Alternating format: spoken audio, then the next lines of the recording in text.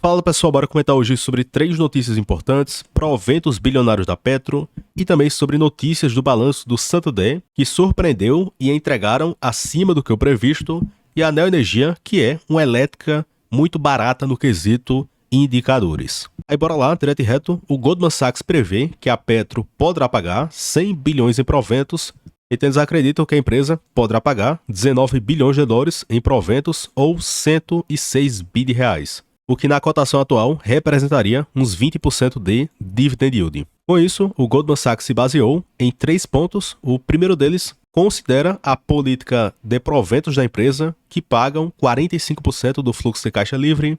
Segundo ponto, segunda parcela do provento extraordinário.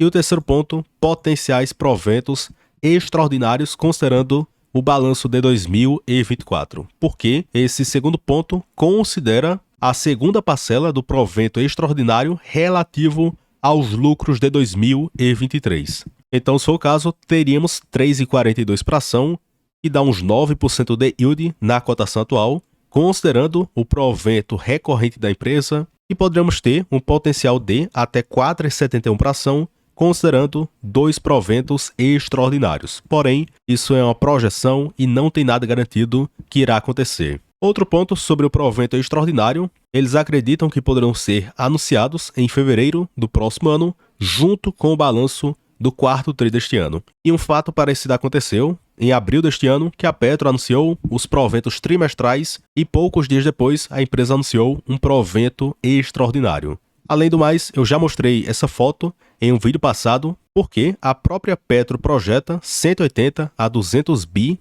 de geração de caixa deste ano até 2028. E essa geração de caixa será destinada para investimentos, pagamentos de proventos, dividendos extraordinários, arrendamentos, pagamento de dívidas e etc. Então, a própria empresa projeta 45 bi a 55 bilhões de dólares em dividendos neste período, o que representaria 48% de yield até quase 60%. E na média, isso representaria uns 11% de yield ou quase 70% de forma composta, porque você pega esse provento, reinveste, compra mais ações e as novas ações irão gerar mais proventos. Além do mais, em breve acontecerá a divulgação do balanço da Petro, e a Datacom costuma acontecer em agosto e eles pagam para novembro e dezembro deste ano. Aí depois poderá acontecer uma Datacom para novembro deste ano e o pagamento para fevereiro ou março deste ano. Então a Petro tem pago com uma frequência muito boa, porque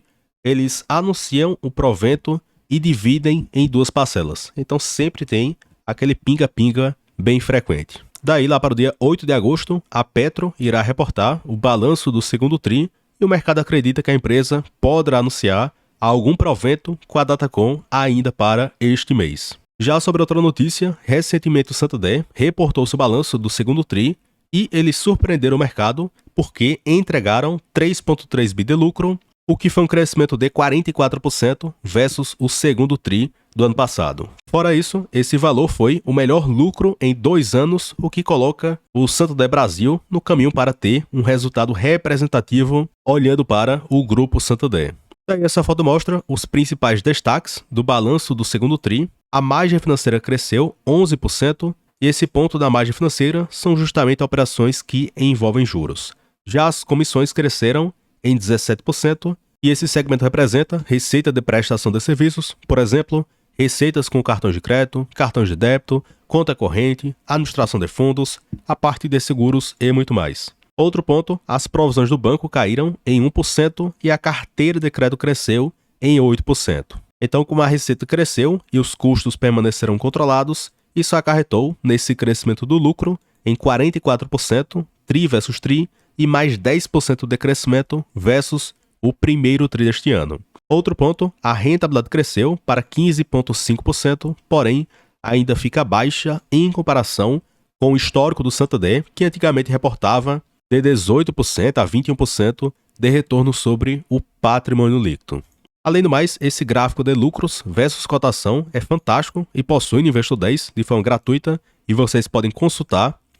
E perceba que de 2019 até o momento, o mercado tem batido na cotação. E note que desde esse período, o resultado tem crescido. Porém, aparentemente está se formando certa assimetria, porque a cotação segue caindo e o Santander já tem reportado crescimento de lucros e o mercado espera que esse balanço poderá crescer no próximo ano para um pico histórico de 16 bi de lucro. Então, se for o caso, o lucro no próximo ano cresceria para este patamar e o mercado segue batendo na cotação. É evidente que nada garante que o Santander irá entregar esse lucro e nem que o mercado irá apreciar a cotação do banco. Fora isso, o PL do Santander é um dos maiores entre os seus pares, de 11,0. Então, quem compra o Santander está olhando mais para essa perspectiva de melhora no resultado, porque em indicadores atuais, tem outros bancos que, entre aspas, estão mais descontados. Já a terceira matéria aqui do vídeo, recentemente a Neoenergia reportou o seu balanço e eles lucraram 815 milhões e tiveram crescimento no faturamento e também o lucro cresceu em comparação com o mesmo trimestre do ano passado. Outro ponto que as pessoas confundem muito certa elétrica e querem comparar com outra, e aqui no caso, 87% do EBITDA da Neoenergia, de janeiro até junho, veio do segmento de redes, que é justamente distribuição e transmissão de energia. Mas a parte de transmissão ainda não representa tanta coisa, então o grosso do resultado, mais de 80%, vem do segmento de distribuição de energia e 13% geração e clientes. Então a empresa cita que teve crescimento, daí sobre alguns números, a empresa cita que teve crescimento na margem bruta caixa, a geração de caixa cresceu, as despesas permaneceram controladas e o EBITDA e o lucro praticamente ficaram de lado, olhando o acumulado de janeiro até junho deste ano. Então a Neoenergia é aquele caso até estranho, porque olhe o lucro em 2019, em 2020, em 2021, 2022, 2023 e olhando para o acumulado dos últimos 12 meses, o resultado cresce ou é bem estável.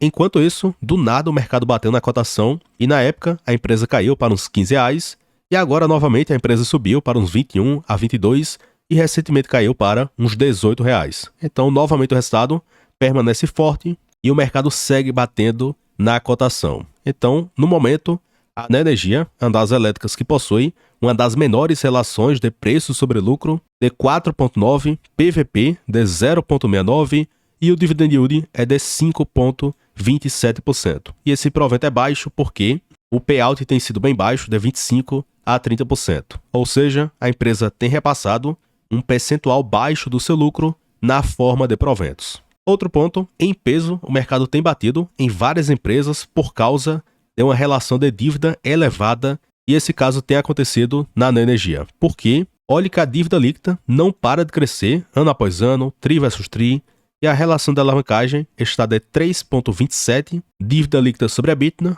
o que na minha visão acaba sendo alto, acima do que 2,5 a 3,0. Então, nesse cenário de juros elevados, isso acaba pesando no balanço com altas despesas financeiras, o que acaba literalmente limitando o crescimento do lucro, que é o que de fato tem acontecido. Porém, também pode acontecer no futuro um cenário que a empresa irá investir menos, essa relação de alavancagem poderá cair, as taxas de juros poderão cair, então a empresa poderia ser beneficiada no futuro se acontecer cenários, fora que a empresa teria um tamanho bem maior. Mas nem tudo são flores, tem aquele grande defeito. Perceba que neste ano tivemos uma Datacom para janeiro, depois para abril, depois para junho e depois para julho deste ano. Mas olha a data de pagamento, que sempre acontece para o final de dezembro de cada ano. Então esse fato aconteceu em 2023 e aparentemente acontecerá da mesma forma para este ano. Então tem que ter paciência, porque o provento é moderado de 5%